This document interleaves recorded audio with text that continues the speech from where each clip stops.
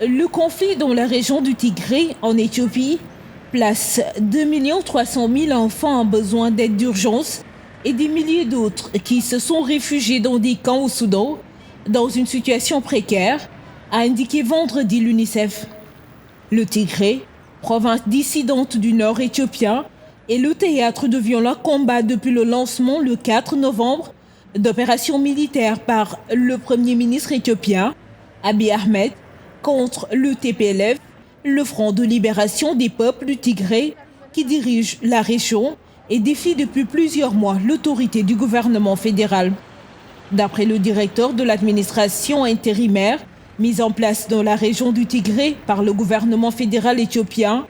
le peuple du Tigré a été otage du parti régional pendant des années et son administration jettera les bases d'un vote transparent dans la région lors des prochaines élections nationales. L'opération militaire qui se déroule dans la région n'est pas une guerre avec le peuple du Tigré. Il s'agit plutôt d'une mesure de maintien de l'ordre prise par le gouvernement fédéral. À la suite de cette opération, la décision du gouvernement fédéral d'entreprendre cette opération de maintien de l'ordre, le Conseil de la Fédération a décidé d'établir une administration intérimaire dans l'État afin de ne pas créer de vide administratif dans la région.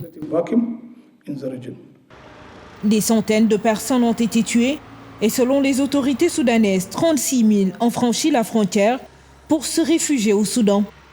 Selon le communiqué de l'UNICEF, le blackout sur les communications